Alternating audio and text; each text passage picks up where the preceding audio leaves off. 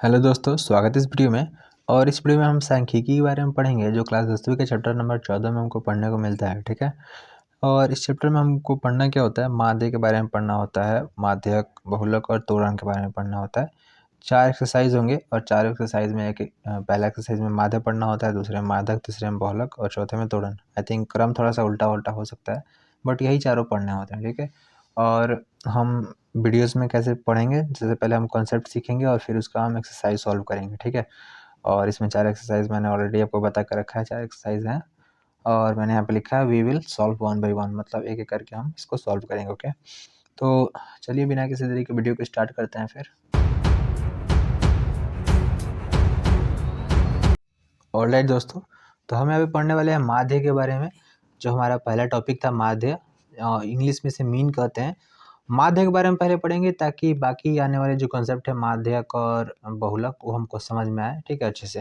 पहले माध्य से स्टार्ट करते हैं। ओके, तो देखिए माध्य होता क्या है, सपोज करने के लिए यहाँ पे हम एग्जांपल लेते हैं माध्य समझाने के लिए। आपको क्या होता है, बीच क्या होता है, आपको मध्य समझ में आता है ना, बिटवीन। ठीक है, जैसे कि मान के चलिए 1 2 3 4 5 मैंने लिखा। ठीक है, और मैं चाहता हूँ कि इन अंकों का मुझे माध्य निकालना है, मैं माध्य पता करूँ। तो कैसे पता करूँगा, सबसे पहले देखूंगा कितना अंक है। तो 1 2 3 4 5, यहाँ पे 5 अंक लिखे गए हैं।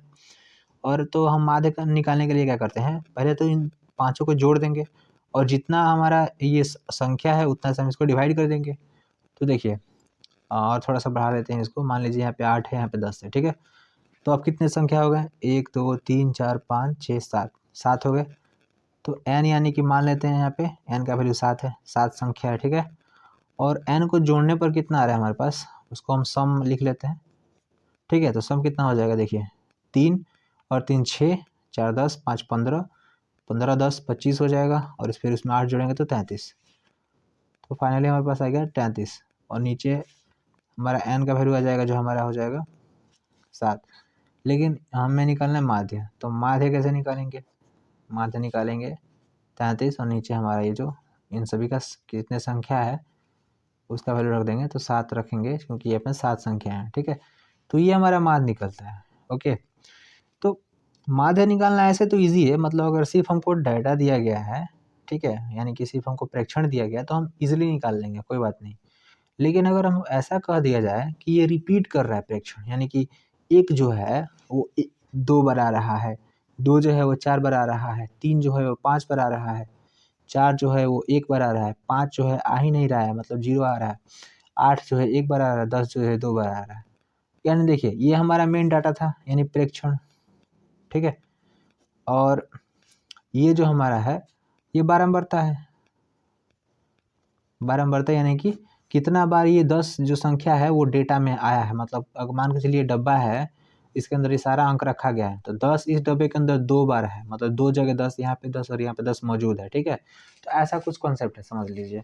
तो उसको बारंबारता बोलते हैं। जब ऐसा हमारे पास आता है तो हम क्या करते हैं, पहले मल्टीप्लाई करते हैं। तो प्रेक्षण को हम जनरली क्या मान लेते हैं, हम यहाँ पे इसको x मान लेते हैं। ठीक है, और जो बारंबारता होता है उसको हम f मान लेते हैं। और हम करते क्या है, जैसे कि यहाँ पे देखिए, नॉर्मल माध्य ज्ञात करने के लिए हम पहले जोड़ते थे, तो अब इसको इसमें से हम किसको जोड़ेंगे, x को जोड़ेंगे कि f को जोड़ेंगे। तो ऐसा नहीं है, हम क्या करेंगे, पहले f और x को मल्टीप्लाई करेंगे आपस में। ठीक है, और मल्टीप्लाई करने के बाद जो हमारा आएगा उसको जोड़ेंगे। ओके, और जितना हमारा, अब देखिए फिर यहाँ पे n क्या था हमारे पास, n था कि हमारे पास ये संख्या कितना है। ठीक है, तो उससे हम कर दे रहे थे, तो यहाँ पर हम n नहीं लेंगे, यहाँ पर हम f लेंगे, जो f था। इन सबको जोड़ेंगे और फिर उसे डिवाइड करेंगे। ठीक है, तो एग्जैक्टली मैं कह क्या रहा हूँ, कह रहा ये रहा हूँ कि अगर आपको प्रेक्षण और बारंबारता दोनों दिया गया है तो अब आपको कैसे क्या करना है, आपको मान के चलिए x1 है, x2 है, x3 है, ये xn तक जाएगा। ठीक है, यानी कि n तक, इन सभी को मल्टीप्लाई करना है आपको, f1 f2 ऐसे करके fn तक जाएगा।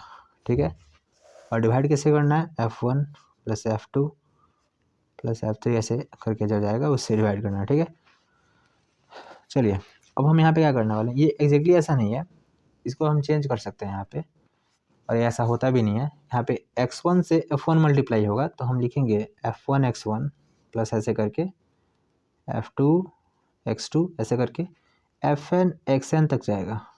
ठीक है, और नीचे हमारे पास एफ एन रहेगा, ठीक है।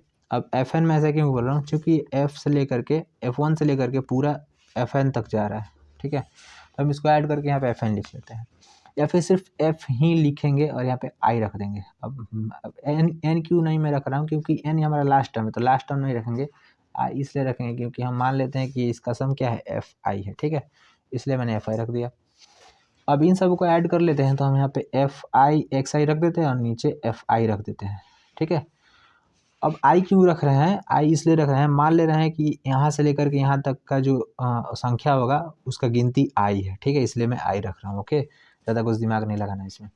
तो देखिए यहाँ से लेकर यहाँ तक के टर्म को हमने मान लिया कि आई है, तो इसलिए एफ आई और एक्स आई रख दिया, नीचे एफ आई रख लिया, तो ये हमारा फॉर्मूला निकल के आ रहा है। तो ये जो हमारा फॉर्मूला है ये हमारा प्रत्यक्ष विधि का है। जब प्रत्यक्ष विधि से हम माध्य निकालते हैं तो ये फॉर्मूला होता है, ठीक है। तो आप सोचिए कि क्या और भी विधि है माध्य निकालने के लिए, तो हाँ और विधि है, ठीक है। तो उस विधि के बारे में जानते हैं। इसके अलावा और दो विधि होता है, एक होता है हमारे पास पग विचलन विधि, ठीक है, और दूसरा हमारे पास होता है कल्पित विधि, ठीक है, कल्पित विधि। तो तीन विधि है। तो पहला विधि तो हमको पता चल गया कि प्रत्यक्ष विधि का फॉर्मूला क्या होता है, ये F I x I upon F आई, ठीक है। तो ये प्रत्यक्ष विधि है। अब देखिए कुछ यहाँ पे टर्म आता है वो समझ लीजिए। अब देखिए वर्ग चिन्ह एक टर्म आता है, ठीक है। वर्ग चिन्ह क्या होता है, अब देखिए डेटा में हमने क्या लिया था, जो हमारा फ्रैक्शन था वो 1 था 2 था 3 था ऐसे था, मतलब इसमें ऊपर और नीचे का सीमा नहीं दिया गया, मतलब सिंपली एक नंबर दे दिया गया और कितनी बार आ रहा है उसका बराबरता दे दिया गया। बट अगर प्रश्न में आपको ऐसा दिया गया हो कि 10 से लेकर 20 तक, 20 से लेकर 30 तक, तो अब आप प्रेक्षण कैसे निकालेंगे, यानी कि 1 2 एक्स का वैल्यू कैसे निकालिएगा, क्योंकि यहाँ पे ना तो आप 10 ले सकते हैं ना 20 ले सकते हैं। तो हम क्या करेंगे, 10 और 20 को जोड़ेंगे और उसको 2 से डिवाइड कर देंगे, तो 10 प्लस 20 बटा 2, तो कितना आ जाएगा हमारे पास, 20 10 30 और 2 से डिवाइड करेंगे तो 15 आ जाएगा। तो जो 15 आता है ना आपका, ये होता है हमारे पास वर्ग चिन्ह बोलते हैं इसको, ठीक है। तो वर्ग चिन्ह जो आपको समझना जरूरी था, वर्ग चिन्ह का फॉर्मूला क्या होता है, ऊपरी सीमा जोड़ निचली सीमा और 2 से डिवाइड कर देंगे उसको हम लोग, ठीक है। तो ऐसे हम वर्ग चिन्ह निकालते हैं। और माध्य निकालने का पहला विधि जो था हमने यहाँ पे देख लिया है कि एफ एक्स और नीचे एफ से डिवाइड कर देंगे तो हमारा माध्य आ जाएगा, ठीक है। अब देखिए अब हम बात करेंगे कल्पित विधि और पग विचलन विधि के बारे में, और इन दोनों विधि को जान करके फिर हम प्रश्न सॉल्व करेंगे, ठीक है। ओके, तो कल्पित माध्य विधि क्या होता है इसके बारे में समझते हैं। उससे पहले मैंने शायद आपको बताया नहीं, माध्य जो होता है उसको हम कुछ भी मान सकते हैं, एक्स वाई जो भी है, बट जनरली हम एक्स लिखते हैं और इसके ऊपर ऐसे बार दे देते हैं, इसका मतलब माध्य होता है, ठीक है। तो माध्य को डिनोट करना होता है ऐसे हम डिनोट करेंगे, शायद मैंने बताया नहीं इधर, तो इसलिए मैं बता दे रहा हूँ यहाँ पे। तो ये माध्य को डिनोट करने का तरीका होता है। अब चलिए कल्पित विधि माध्य में देखते हैं। उससे पहले मैं यहाँ पे हमको डाटा बनाना पड़ेगा, तो मैं यहाँ पे डेमो टाइप का डाटा बना देता हूँ आपके लिए, ठीक है, ताकि आपको मैं समझा सकूँ, ठीक है। और हम यहाँ पे एक्स निकालेंगे, यहाँ पे हमारे पास बराबरता होगा, ठीक है। तो मान लेते हैं यहाँ पे हमारा एक्स आ जाएगा 15 25 35 45। अब देखिए एक्स निकालना यानी कि हमारा जो वर्ग चिन्ह निकालने का तरीका मैंने बताया था कि ऊपर वाला जो हमारा ये है बराबर, जो हमारा मान है प्रेक्षण का, और नीचे वाला जो हमारा मान है, इन दोनों का हम मान जोड़ेंगे और 2 से डिवाइड कर देंगे तो हमारा आ जाएगा, ठीक है। सिंपली 10 और 20 को मैंने जोड़ा है तो कितना आ गया, 30 को डिवाइड किया तो 15 आ गया, ठीक है। इसमें कोई ये नहीं होना चाहिए। और बारंबारता अपने से ले लेते हैं कुछ भी, जैसे 2 4 0 1 ऐसे करके, ठीक है। अब देखिए इस डाटा के हिसाब से मैं आपको समझाने वाला हूँ, और वो क्या है, कल्पित माध्य क्या होता है। कल्पित माध्य में हम क्या कर लेते हैं, किसी एक जो हमारा ये प्रेक्षण है उसमें से हम किसी एक को मान लेते हैं माध्य, कल्पना करके एज्यूम कर लेते हैं। मैथ में पता है एज्यूम करना क्या होता है, मान लेते हैं, माना कि ये हमारा माध्य है, तो ये 35 को हम माध्य मान लेंगे और इसको माध्य मान करके फिर बनाते हैं। तो इसमें एक डी का कॉन्सेप्ट आता है। तो डी की इक्वल टू क्या होता है हमारे पास, डी इक्वल टू होता है हमारे पास एक्स माइनस ए, ठीक है। तो जो हमारा एक्स का वैल्यू होता है उसमें से हम ए को माइनस कर देते हैं, जो हमने ये कल्पित वाला माध्य माना है, तो हमारा आ जाता है आंसर, ठीक है। तो ऐसे करके हम यहाँ पे ज्ञात करते हैं। अब इसका फॉर्मूला एग्जैक्टली होता क्या है, तो लिखेंगे माध्य बराबर A plus sigma F I D I upon sigma F I. अब देखिए पीछे वाला फॉर्मूले में यानी कि जो प्रत्यक्ष विधि था उसमें मैंने सिग्मा नहीं लिखा था, बट अब मुझे सिग्मा लिखना चाहिए था। सिग्मा का मतलब होता है कि हम इस पूरे टर्म की बात कर रहे हैं जो हमारा आई है, और यहाँ पे एन का वैल्यू दिया गया होगा और आई का वैल्यू दिया गया होगा। मान लीजिए एन यहाँ पे हमारा कुछ होगा, आई यहाँ पे कुछ होगा, ठीक है, ऐसे करके वैल्यू दिया गया रहता है, ठीक है। तो सिग्मा दर्शाता है कि ये हमारा एक सिंगल सा वैल्यू नहीं है, यहाँ पे कुछ ये हमारा कुछ हद तक जाएगा, रिपीट होगा, ठीक है। तो ऐसा मुझे दिखाना चाहिए था, बट कोई बात नहीं, आप समझ सकते हैं इतना। तो ये हमारा फॉर्मूला है, इसमें करना क्या है, बस सिंपली हमको एक टर्म लेना होगा और हमको डी ज्ञात करना होगा। तो एक्स जो हमारा ये 15 है, 15 में से 35 घटाएंगे जो ए का मान है, तो यहाँ पे कुछ वैल्यू आएगा, मान के चलिए शॉर्ट वैल्यू आ गया 4। अब हम निकालेंगे एफ डी, चूँकि फॉर्मूला में इस पर एफ डी निकालना है, एफ एक्स नहीं निकालना है, ठीक है। तो हम यहाँ पे या फिर जो भी कहिए एफ एक्स मान लीजिए, तो वही हमने पिछला जो हमारा फॉर्मूला था प्रत्यक्ष विधि वाला उसमें एक्स था, यहाँ पे डी आ गया है। डी इसलिए आया क्योंकि ये बाहर आ गया, ठीक है। तो कल्पित माध्य ऐसे निकालते हैं। अब हम बात करते हैं जो हमारा पग विचलन विधि है उसमें। तो पग विचलन विधि में क्या होता है, लिख लेते हैं पहले यहाँ पे पग विचलन विधि। इसमें सिंपली हमारा पद का विचलन किया जाता है, सिंपल भाषा में अगर समझे तो हम, ठीक है। एग्जैक्टली हम इसी डेटा को ले लेते हैं, ठीक है।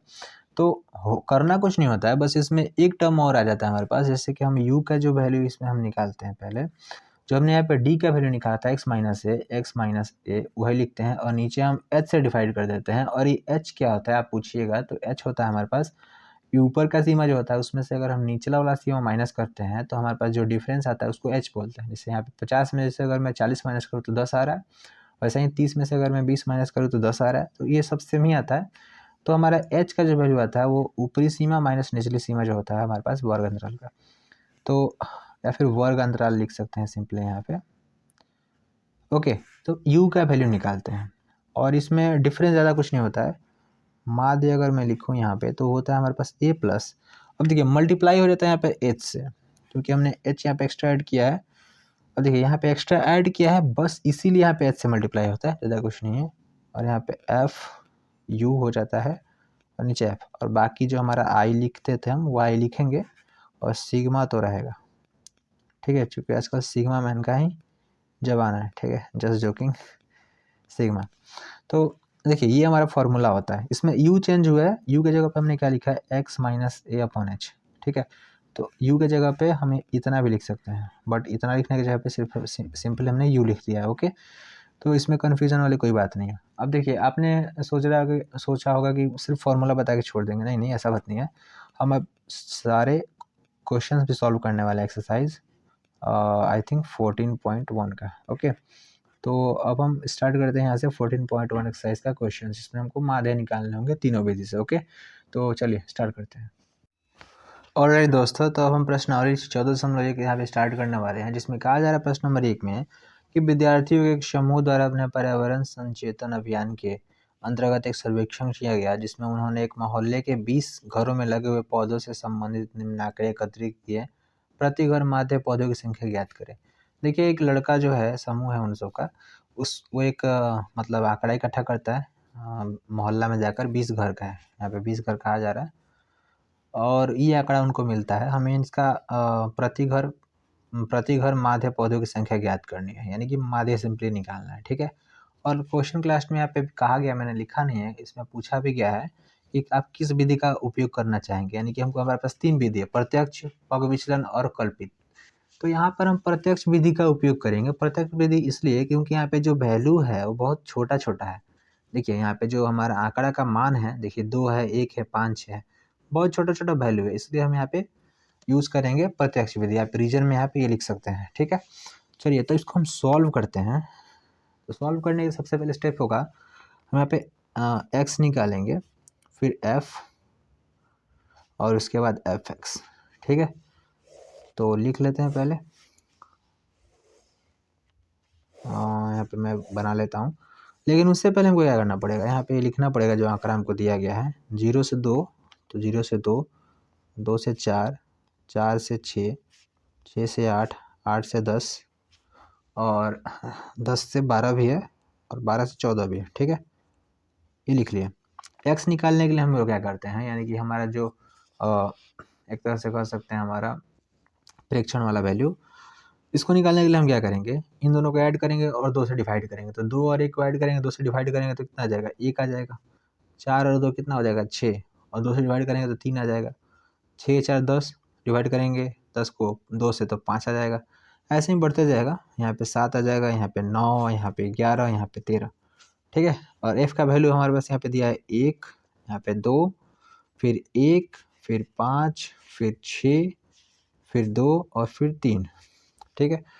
अब एफ और एक्स में गुना करके एफ एक्स निकाल लेते हैं यहाँ पे, ठीक है। तो 1 में 1 से गुना करेंगे तो 1, 3 में 2 से करेंगे तो 6, 5 में 1 से करेंगे तो 5 एकम 5, 7 में 5 से करेंगे तो 35 हो जाएगा, और 9 और 6 में करेंगे तो 54, 11 में 2 से करेंगे तो 22, 39।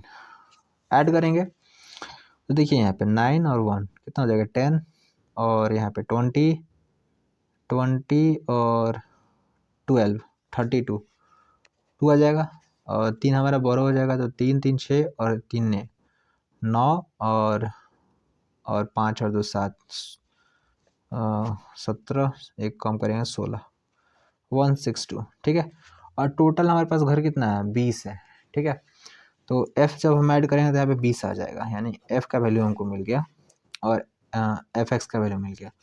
तो लिखेंगे माध्य, देखिए मेन का हमारा यही कैलकुलेट करना है सारा कुछ, ठीक है। माध्य निकालना तो बहुत आसान है, जब ये कैलकुलेट हो जाएगा तो x लिख लेते हैं यहाँ पे F I x I upon F आई, और यहाँ पे सिग्मा लगा लेते हैं इस बार भाई साहब, सिग्मा इज इम्पोर्टेंट, ओके। चलिए अब देखिए एफ एक्स का वैल्यू कितना है 162 और एफ का वैल्यू 20 रख लेते हैं। अब देखिए इसको क्रॉस करेंगे तो यहाँ पे आ जाएगा 10 और यहाँ पे 81, और डिवाइड करेंगे तो 8.1। तो जो हमारा आंसर आ रहा है यहाँ पे 8.1, ये हमारा माध्य है, जो कि प्रति घर माध्य पौधों की संख्या। तो लिख लेते हैं यहाँ पे प्रति घर माध्य पौधों की संख्या बराबर 8.1, ठीक है।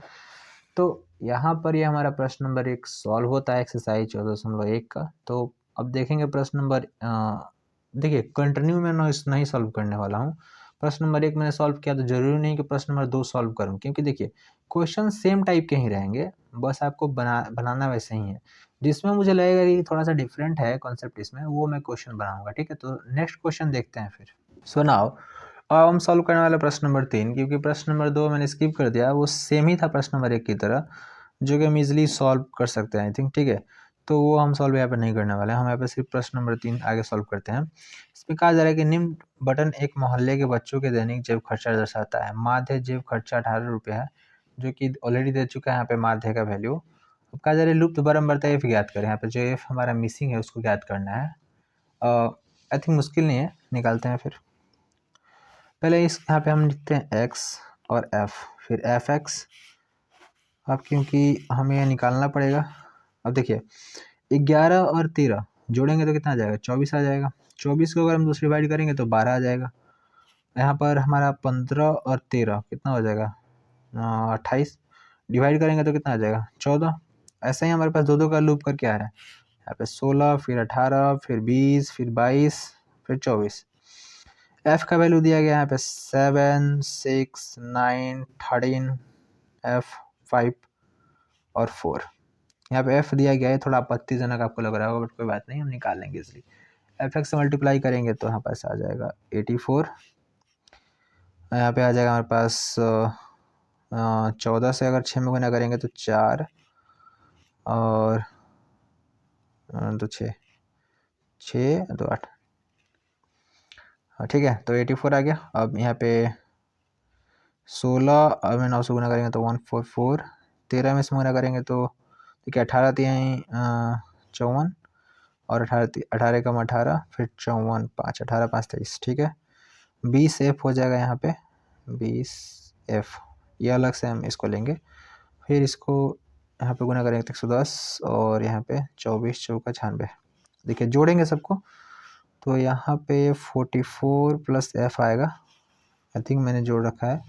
और ये 4 8 10, सॉरी 4 8 12 16, 16 6 22, 2 आ जाएगा, फिर 9 1 10, यहाँ पे आ गया 10, और ये नहीं जोड़ेंगे, और ये हमारे पास 13, और यहाँ पे हमारे पास 17, 17, फिर यहाँ से हमारे पास बोरो कितना था 2, 18 19, 19 में अगर 8 जोड़ेंगे तो कितना आ जाएगा हमारे पास, 19 में 8 जोड़ेंगे 27, 27 में 8 जोड़ेंगे तो 35, 5 3 आ गया, देखिए 2, और यहाँ पे एक 3, ठीक है, 2 1 3 1 4, और एक और 3 हमारा फिर बोरो था, तो 752, और प्लस में हमारा 20 F, ठीक है। ठीक है, जोड़ने वाला काम हो गया, बस सिंपल सा है। माध्य हमारा एक्स बार होता है, एफ एक्स अपन क्या आ जाएगा हमारे पास, एफ आ जाएगा, सिग्मा लगा लेते हैं। एक्स बार का वैल्यू दिया गया 18, 18 रख देंगे, और यहाँ पे हमारे पास आ गया है 752 प्लस 20F, नीचे हमारे पास कितना है 44 प्लस F, गुना करेंगे तो 18 गुना 44 प्लस में 18 F हो जाएगा इक्वल टू 752 प्लस 20F। देखिए डायरेक्ट मैंने गुना कर दिया 18 से 18 से, इसमें क्रॉस मल्टीप्लिकेशन, ज़्यादा कुछ नहीं है, ठीक है। तो यहाँ पे अगर हम गुना करेंगे तो 72 के 2 18 चौक 72, 792 प्लस 18F, 752 प्लस 20F, देखिए 18 को इस तरफ लाएंगे और 752 को इस तरफ लेके जाएंगे, यानी कि माइनस करेंगे, तो 20 में से 18 गया तो यहाँ पे बचा हमारे पास 2F, और इस तरफ हमारे पास देखिए हम माइनस करेंगे तो 40 बच जाएगा, क्योंकि 2 में से 2 गया 0, 9 में से 5 गया 4, और 7 में 7 गया 0, ठीक है। यहाँ से कटाएंगे तो 20, तो फाइनली हमारे पास आंसर क्या आ रहा है, यहाँ पे देखिए F का वैल्यू आ रहा है 20, तो जो यहाँ पे मिसिंग था हमारे पास, इसका वैल्यू आ गया हमारे पास 20। देखिए सिंपल कितना था, माध्य का वैल्यू दिया गया था तो माध्य का वैल्यू रख दिए हम लोग, बाकी वैल्यू हमने जैसा दिया था वैसे ही निकाल लिया एफ के फॉर्म में, और वही वैल्यू हमने यहाँ पे रखा है और निकाल लिया फिर कैलकुलेशन करके। ऑलराइट दोस्तों, तो अब हम प्रश्न नंबर 5 सॉल्व करेंगे, जिसमें कहा जा रहा है किसी फुटकर बाजार में फल विक्रेता पेटियों में रखे आम बेच रहे थे।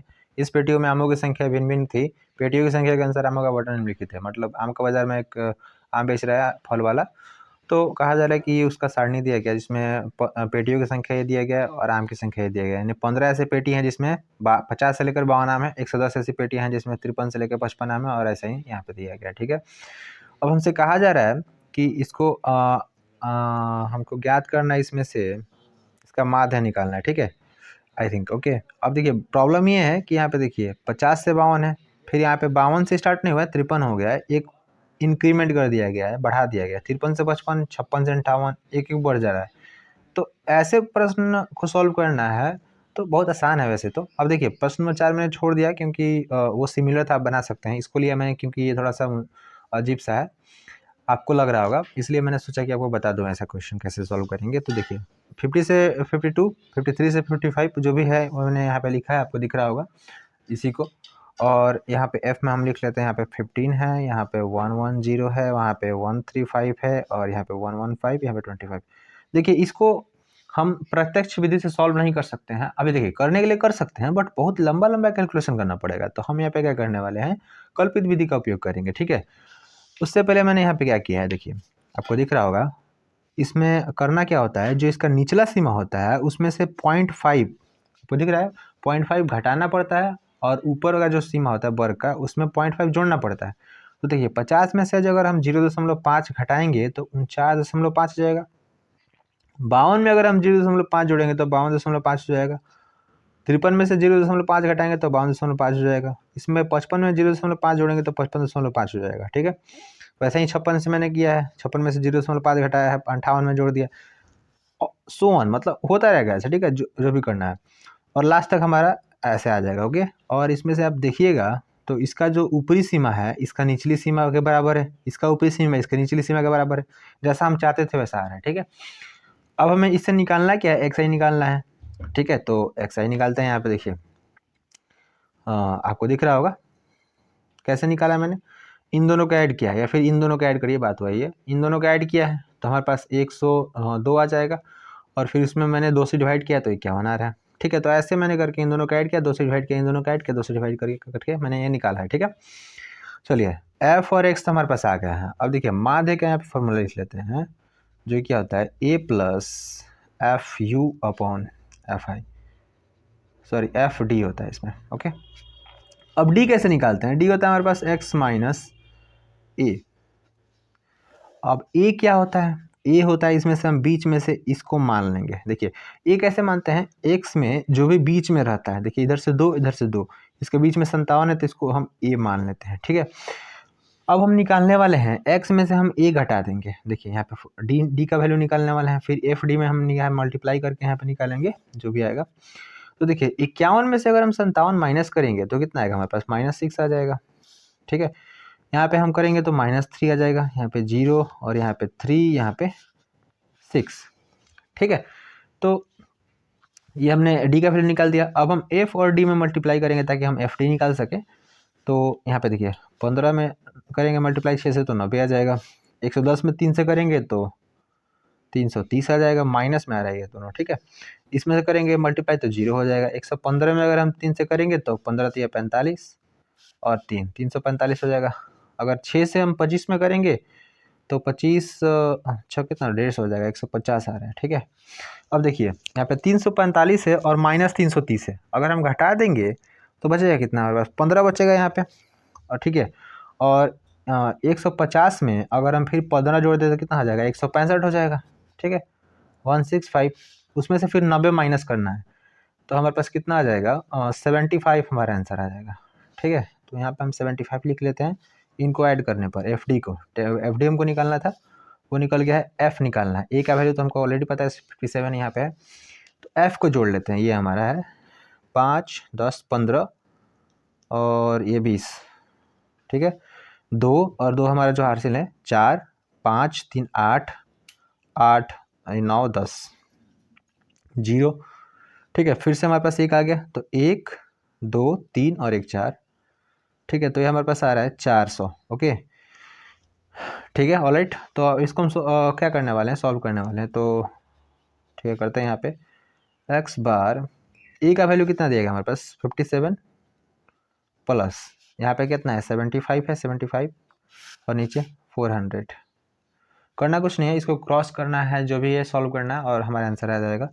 देखिए 5 से इसको हम अगर काटते हैं दोनों तरफ तो यहाँ पे 8 आ जाएगा और 0, यहाँ पे 5 से करेंगे तो 1 और 5, फिर हम 5 से घटा सकते हैं तो 3 आ जाएगा और यहाँ पे 5 से घटाएंगे तो हमारे पास 5 एकम 5 और 5 छः 16 85। ठीक है, अब देखिए यहाँ पे 16 आ गया, यहाँ पे 3 आ गया, कटने वाला है नहीं। अब इसको अगर हम डिवाइड करेंगे तो हमारे पास कुछ संख्या आएगा, वो हम निकाल लेते हैं। x bar equal to 57 plus 3/16। ठीक है, देखिए यहाँ पे अगर हम इसको सॉल्व करें तो 57 प्लस 0 पॉइंट, अगर 0 पॉइंट लगाएंगे तो यहाँ पे एक 0 लग जाएगा, तो 16 को सॉरी 30 को, चूँकि 0 लग गया ना, यहाँ पे मैं करके दिखा देता हूँ। देखिए 3 है और यहाँ पे 16 पॉइंट लगाएंगे तो यहाँ पे 0 आ गया। 16 से डिवाइड करेंगे तो एक बार में 16 ही होगा, माइनस करेंगे तो 14 आ जाएगा। ठीक है, अब फिर से हमारे पास यहाँ पे 0 लगेगा तो कितना आ जाएगा? देखिए हम यहाँ पे सिर्फ एक ही लेके चलते हैं, 0.1, क्योंकि ज़्यादा की जरूरत भी नहीं है। तो यहाँ पे 57.1 हमारा जो है इसका माध्य निकल के आ रहा है। ये हमारा कल्पित विधि है। कल्पित विधि आई थिंक आपको समझ में आया होगा। सिंपली क्या होता है, x में हम किसी बीच वाले वेरिएबल को a मान लेते हैं, f वैसा ही रहता है और d का वैल्यू निकालना होता है एक एक्स्ट्रा। d का वैल्यू जो होता है हम x में से a घटा देते हैं, x में से a घटा दिए, 51 में से 57 घटेगा, 54 में से 57 घटेगा, 57 में से 57 घटेगा तो 0, 60 में से 57 घटेगा 3, 63 में से 57 घटेगा 6। ऐसे करके मैंने d निकाल लिया, f और d में मल्टीप्लाई कर दिया तो यह इसको जोड़ना और घटाना होता है, जो हमारा आंसर आ गया। और इसको जोड़ दिए और इन दोनों को हमने फॉर्मूला में रखा, आंसर हमारा आ गया 57.1। तो प्रश्न नंबर 5 समाप्त होता है। बहुत आसान है और आई थिंक ये वाला कॉन्सेप्ट आपको समझ में आया होगा कि अगर डिफरेंट होता है इसको हम बराबर कैसे करते हैं। ठीक है, तो अब नेक्स्ट प्रश्न देखते हैं। ऑलराइट दोस्तों, तो प्रश्न नंबर 8 हम सॉल्व करेंगे, जिसमें कहा जा रहा है किसी कक्षा अध्यापिका ने पूरे सत्र के लिए अपनी कक्षा के 40 विद्यार्थियों की अनुपस्थिति निम्न रूप से रिकॉर्ड की। एक विद्यार्थी जितने दिन अनुपस्थित रहा उसका माध्य ज्ञात करें। बहुत आसान है, बट इसमें एक प्रॉब्लम आपको दिख रहा होगा कि यहाँ पे 0 से 6, 6 से 10, 10 से 14 ये बराबर नहीं है, मतलब इनका जो अंतराल है वो बराबर नहीं है। देखिए 0 से 6, इसमें 6 का डिफरेंस आ गया, 6 से 10 इसमें 4 का डिफरेंस आ गया, तो इसमें 6 का डिफरेंस है, इसमें 4 का डिफरेंस, फिर इसमें 4 का, फिर इसमें 6 का, फिर इसमें 8 का हो गया डिफरेंस, फिर इसमें 10 का हो गया, फिर इसमें 2 का हो गया। देखिए डिफरेंस से कोई मतलब नहीं है, हमारे पास 3 विधि है, प्रत्यक्ष विधि, कल्पित विधि, पग विचलन विधि। तो पग विचलन विधि से सॉल्व इसको नहीं किया जा सकता है, ठीक है। बाकी विधि से हम इसको सॉल्व करेंगे, ठीक है। तो या तो हम इसको प्रत्यक्ष विधि से सॉल्व कर ले, या फिर पग विचलन विधि से, तो सॉरी मतलब कल्पित विधि से। तो प्रत्यक्ष विधि से सॉल्व इसलिए नहीं करेंगे क्योंकि इसमें थोड़ा सा कैलकुलेशन लंबा हो जाएगा, गुना भाग ज़्यादा बड़ा बड़ा करना पड़ेगा, ठीक है। तो हम इसको कल्पित विधि से ही सॉल्व करेंगे, ठीक है। तो कल्पित विधि का यूज करते हैं। पहले तो हम चार्ट बना लेते हैं। देखिए 0 से 6 है, 6 से 10, 10 से 14, 14 से 20, 20 से 28, 28 से 38, और 38 से हमारा यहाँ पे हो गया 40, ठीक है। यहाँ से एक्स आई निकालेंगे, एफ आई का वैल्यू यहाँ पे दिया होगा, तो वो लिख लेते हैं पहले। तो ऐसा कर देने से क्या होता है ना, गड़बड़ नहीं होता है कैलकुलेशन करने में, ठीक है। एफ का वैल्यू दिया गया है 11, 10, 7, 4, 4, 3 और 1, ठीक है। एक्स का वैल्यू निकालेंगे तो देखिए 6 और 0 को जोड़ेंगे तो कितना हो जाएगा, 6, 2 से डिवाइड करेंगे तो 3, 10 और 6 को जोड़ेंगे तो 16, 16 को अगर 2 से डिवाइड करेंगे, सॉरी यहाँ पे भी मैंने 2 से डिवाइड किया है, तो हमारे पास आ जाएगा 8, 10 और 14 को डिवाइड करेंगे तो 24 हो जाएगा, 2 से डिवाइड करेंगे तो 12, यानी कि इसके बीच का लेना होता है। 10 और 14 के बीच 12 आएगा, 14 और 18 के बीच आएगा हमारे पास, देखिए 20, 2, 17 आ जाएगा, और 20, 28 के बीच आएगा हमारे पास 24, ठीक है। 28 और 38 के बीच आ जाएगा हमारे पास, 28 में अगर हम 5 जोड़ेंगे 33 आ जाएगा, ठीक है। तो और यहाँ पर देखिए 38 और 40 के बीच में हमारे पास 39 आ जाएगा। तो हमने एक साइड ज्ञात कर लिया, इसके बीच का होता है, ऊपरी सीमा और निचली सीमा को जोड़ करके 2 से डिवाइड करना होता है, तो आपको ऑलरेडी पता है, ठीक है। अब हम क्या करने वाले हैं, हम निकालने वाले हैं यहाँ पे डी। पहले ए मान लेते, देखिए इधर से 1, 2, 3, इधर से 1, 2, 3, तो बीच में हमारा 17 आ रहा है, तो 17 को हम ए मान लेते हैं, ठीक है। इसको मान लिया ए, और यहाँ पे हम डी निकालने वाले हैं, जो किसके बराबर होता है, x माइनस ए के बराबर, ठीक है। तो यहाँ पे हम डी निकालेंगे, ओके। और फिर हमें क्या निकालना पड़ेगा, लास्ट में एफ डी निकालना पड़ेगा, ठीक है। और माध्य का फॉर्मूला क्या होता है, कल्पित विधि से होता है A plus F D upon F I D I upon F I, यहाँ पे सिग्मा लगा देते हैं। चलिए, तो हम डी निकालने वाले हैं, तो ए का वैल्यू कितना है, 17। तो अगर 3 में से अगर हम 17 घटाएंगे तो -14 आ जाएगा, 8 में से 17 घटाएंगे तो -9, और यहाँ पे 12 अगर से घटाएंगे तो -5, यहाँ पे 0 हो जाएगा, यहाँ पे हो जाएगा हमारे पास 7 प्लस में, और देखिए यहाँ पे हो जाएगा 33 में अगर 17 घटाएंगे तो 16 हो जाएगा, ठीक है। और 39 में से अगर 17 घटाएंगे तो 20, और 2 22 हो जाएगा। इसको अगर हम गुना करें, 14 एकम 14 और 14 एकम 14, 1 15, 154 आ जाएगा माइनस में, 9 से गुना करेंगे तो -90, 7 पचे 35 हो जाएगा माइनस में, यहाँ पे 0 हो जाएगा, यहाँ पे ये जो भी है 4 है, 4 से 0 में गुना करेंगे तो 0, 7 चौका 28 हो जाएगा। 16 में अगर हम 3 से गुना करेंगे तो 48 हो जाएगा, 22 में 1 से गुना करेंगे तो 22 हो जाएगा, ठीक है। अब हमें करना क्या है, बस यहाँ पे जोड़ना है, जो माइनस में और जो ये है उनको घटा देना है। तो देखिए 8 8 16, 16 में अगर हम फिर 2 जोड़ दें तो हमारे पास आ जाएगा 18, तो यहाँ पे लिख लेते हैं 8, और देखिए 4 और 2 6, 2 8, और एक हमारा जो हासिल आया था 9, 98 आ रहा है। और यहाँ पे एक 90 है, आपको दिख रहा है 90, 98 प्लस में है, इतना ही प्लस में है, और 90 यहाँ पे माइनस में है, तो हमारे पास बच कितना जाएगा, प्लस में 8 बचेगा। अब प्लस में 8 बचा है, और फिर 35 है, 35 में से अगर हम 8 जोड़ दें, क्योंकि माइनस में है तो जोड़ेंगे, तो हमारे पास आ जाएगा यहाँ पे 20, वहाँ पे 7 आ जाएगा माइनस में, तो -27 बचा यहाँ से, और -154 यहाँ से बचा, ठीक है।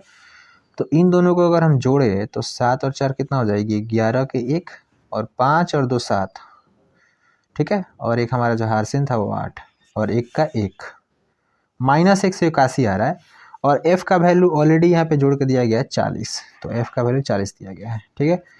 तो करते हैं सॉल्व। माइनस में आया तो घबराइएगा मत, माइनस में भी आंसर रहता है तो कोई बात नहीं होता है। ए का वैल्यू कितना है, 17 है, तो 17, ठीक है, प्लस यहाँ पे देखिए -181, तो ऊपर लिखेंगे -181 और नीचे कितना हमारे पास 40 है, ठीक है। तो करते हैं यहाँ पे 17 माइनस, चूँकि ये प्लस और ये माइनस मिलके माइनस हो जाएंगे, और 181 को अगर हम 4 से डिवाइड करें तो देखिए अगर 0 हटाना चाहते हैं हम तो यहाँ पे पॉइंट आ जाएगा। अब 4 से इसको डिवाइड करेंगे तो 4 चौका 16 हो जाएगा, और फिर बचेगा हमारे पास 2, तो वो हमारे पास इधर चला जाएगा, तो वो आ जाएगा हमारे पास 21, ठीक है। तो 21 को हम 4 पचे 20 कर सकते हैं, और फिर 4 दूना के 8 हो जाएगा। ये पॉइंट में आ रहा है सारा कुछ, ठीक है।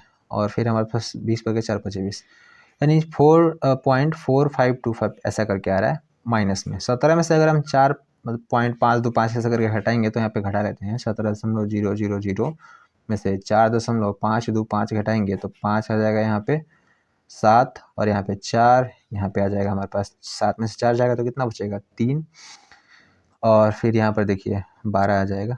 क्यों? क्योंकि 12 4 16 और एक हासिल लिए थे तो इसलिए 17, तो 12.47 करके आ रहा है। तो x का वैल्यू यहाँ पे हम फाइनली क्या लिख सकते हैं, 12.45 लिख सकते हैं आई थिंक। 4-5 नहीं, यहाँ पे 47 है तो 48 भी लिख सकते हैं, कोई बात नहीं, यहाँ पे हम 7 ही रहने देते हैं। तो 12.47 करके जो आ रहा है ये हमारा आंसर है प्रश्न नंबर 8 का, और ये हमारा माध्य है स्टूडेंट को उपस्थित अनुपस्थित रहने का, ठीक है, अनुपस्थित उपस्थित नहीं, ओके। तो प्रश्न नंबर 8 यहाँ पे समाप्त होता है, और इसी के साथ आपका चैप्टर भी समाप्त हो जाता है यहाँ पे, क्योंकि प्रश्न नंबर 9 जो है वो बहुत आसान है, आप वो कर सकते हैं, ओके। और वो मैं नहीं करूँगा क्योंकि वो ईजी है, और नेक्स्ट एक्सरसाइज नेक्स्ट वीडियो में हम सॉल्व करेंगे और कुछ नए कंसेप्ट सीखेंगे। तब तक के लिए बाय, वीडियो देखने के लिए धन्यवाद, मिलते हैं अगले वीडियो में।